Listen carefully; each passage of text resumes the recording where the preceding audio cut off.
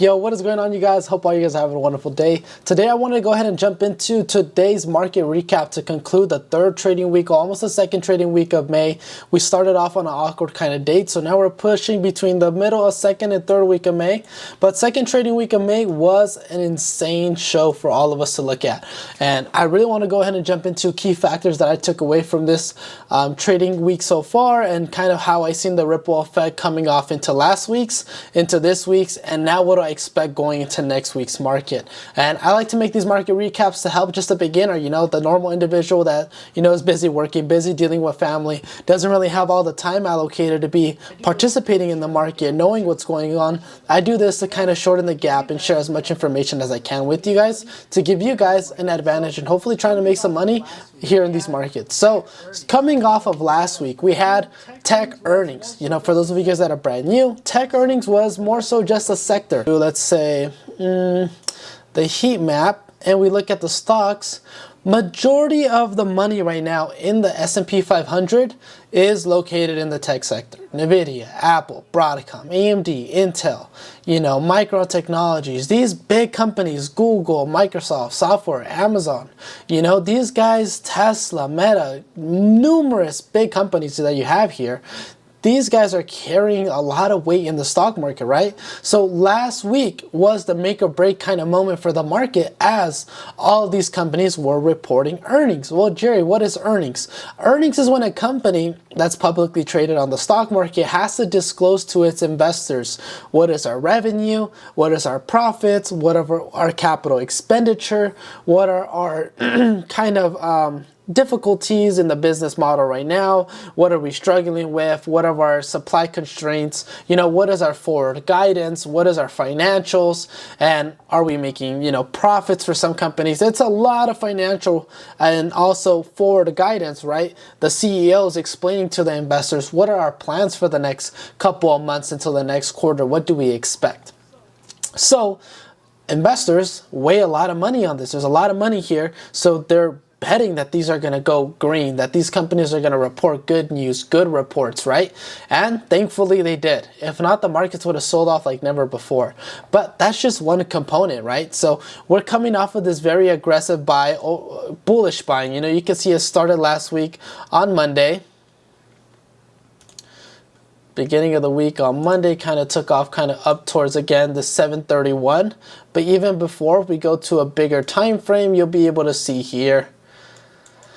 Also starting last Monday, she kind of began once again going all the way up because of tech earnings. Well, that was last week. Now you have this week. What happened this week? This week was now Nvidia's earnings. Nvidia being one of the biggest holdings in the stock market, as you guys can see right here. If I bring up top 10 holdings of the S&P 500, this is a TradingView browser. Let's bring up here. Top 10 holdings of SP 500. You'll look at right here. Top 10 holdings being 7% Nvidia, 6.5% Apple, and 4.5%, almost 5% Microsoft, and 3.4% Amazon. This is going to give you all the insight to understand really what's weighing in on the market, what's gauging, you know, SPY's prices, right? Which is a commonly known ETF to track the performance of the stock market and whether it's going to go up or down, and whether some of these companies that are in this ETF are also going to be going up or down. So we use SPY on our chart to know how is the overall market performing. So with Nvidia being one of the biggest weight companies of the S&P 500 and so many partnerships spreading across multiple different companies, there was a lot of pressure to see what Nvidia will do. And this time around, Nvidia beat. So last week we had AMD, we had all the tech companies. AMD was going up to all-time highs like 400s like overnight.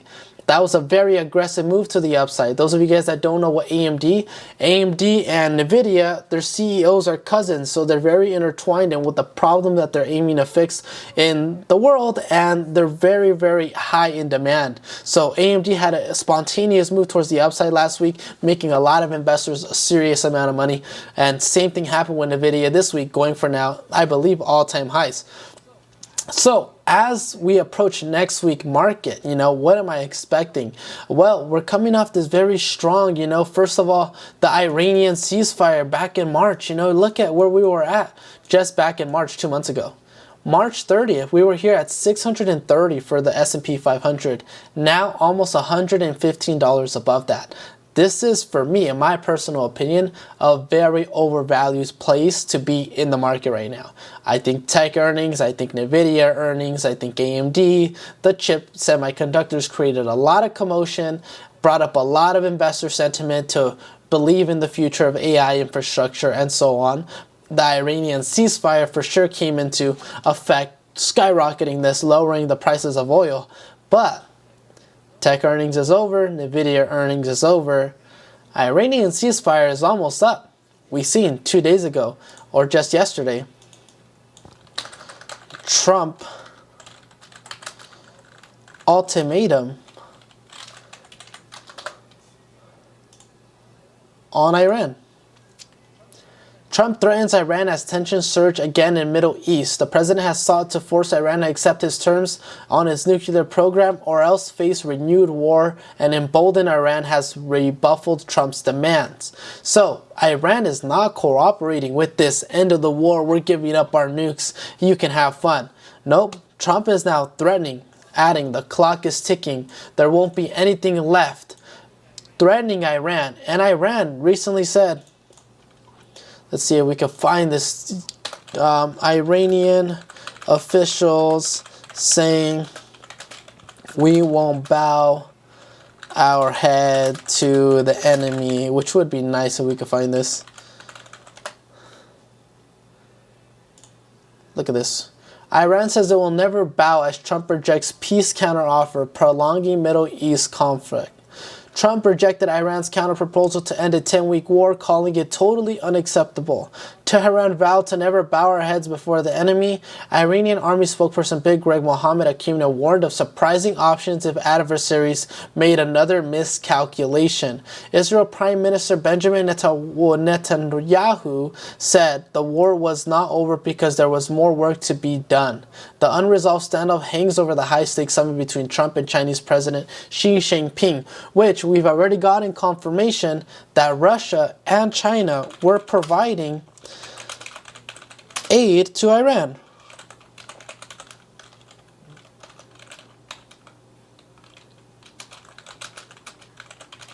Check this out.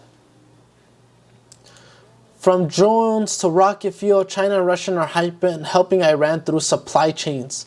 Boom, helping them rebuild right now, helping them pull out of their oil reserves, importing oil from them. There is a alliance right here. Despite us visiting China, try to increase trade and just promote a healthy market, this is a bigger scheme here. China and Russia are backing Iran and helping them rebuild. And it's funny that throughout the whole 3 weeks of the ceasefire, Iran has rebuilt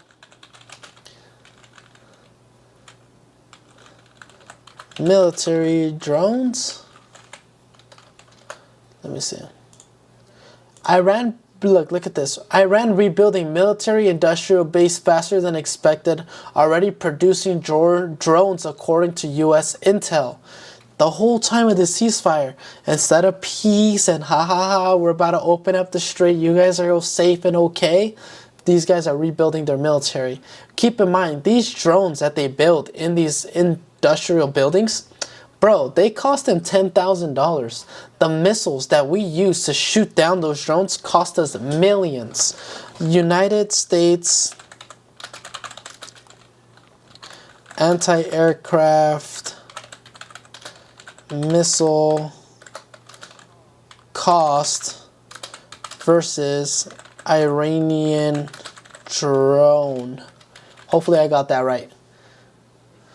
A single Patriot missile costs around $4 million, while a shaded drone may cost roughly $20,000. The mismatch highlights a long-standing concern among Western defense planners.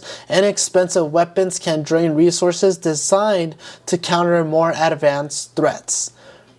We have to use this defense system against these drones, not because they're advanced, but because if we don't, we're going to get blown up.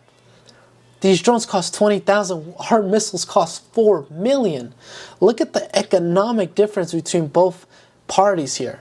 Iran can shoot these drones out. The United States will run out of economic resources. We will have to start reproducing more of these missiles. And they're going to cost us, if not 5 times more than what these guys are over here spending. This war is not in our favor. The Strait of Hormuz being in their control. Look at United States oil. This is USO and ETF, so we're going to go a little bit deeper into what crude is really at. It's below 100, but look at earlier this week, 109. Earlier 2 weeks ago, 116. We're still close to that 100 level. So, what? Prices being this high on oil for so long isn't going to create some sort of inflation, which we have seen due to this week's CPI report. CPI reports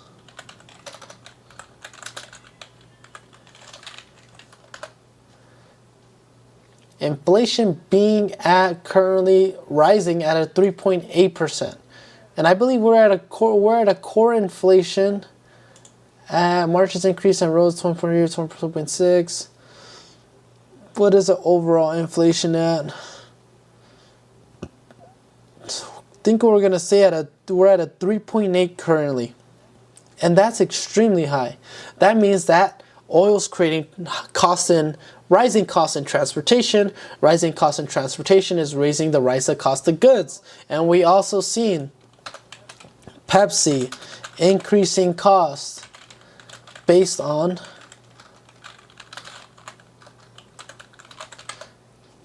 inflation. Let's go ahead. Pepsi to raise price on small chip bags over high US costs. Their chip bags was just one, I believe. I think it was just mainly their chip bags. Also, I think some other companies went ahead and raised their costs on other goods due to the increase in inflation.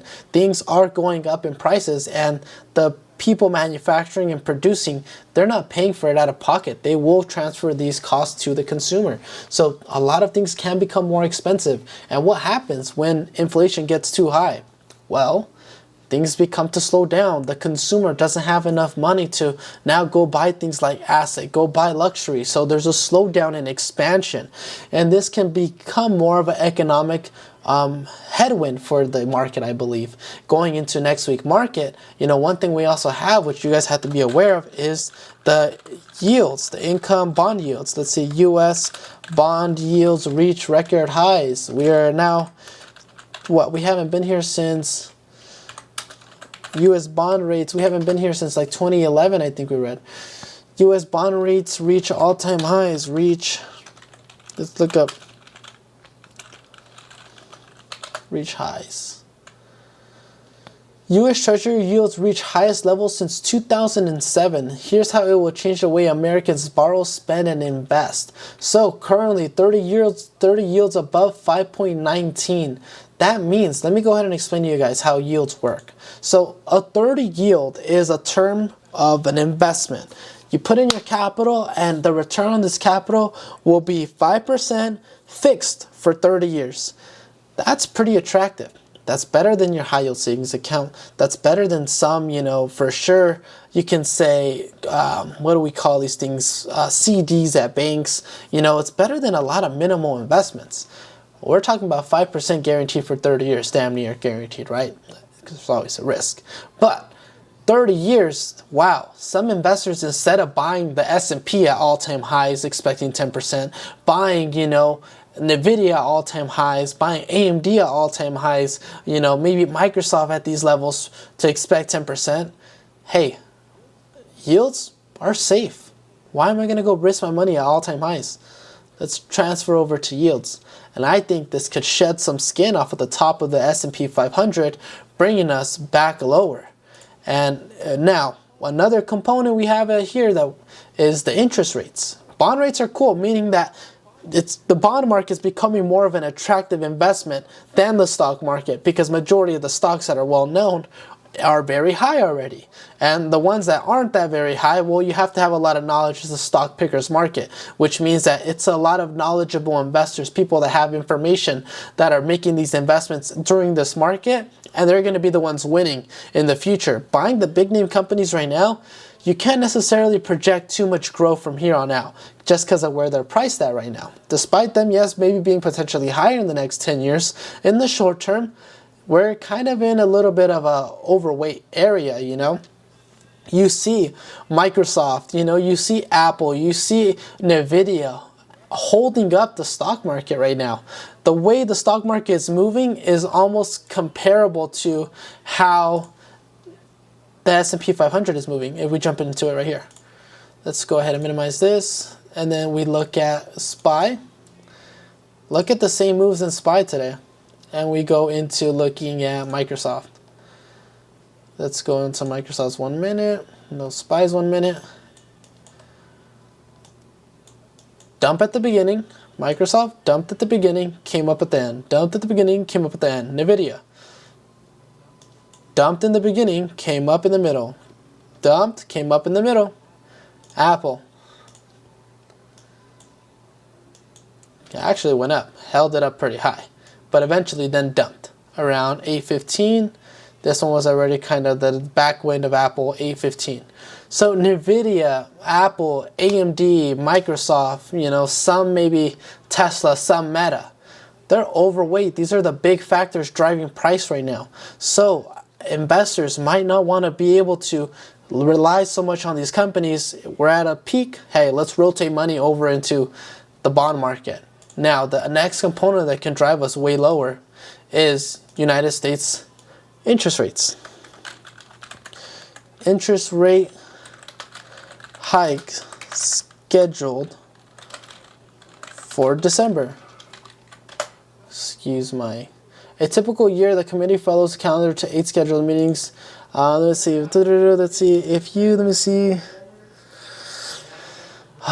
Interest rate hike for December.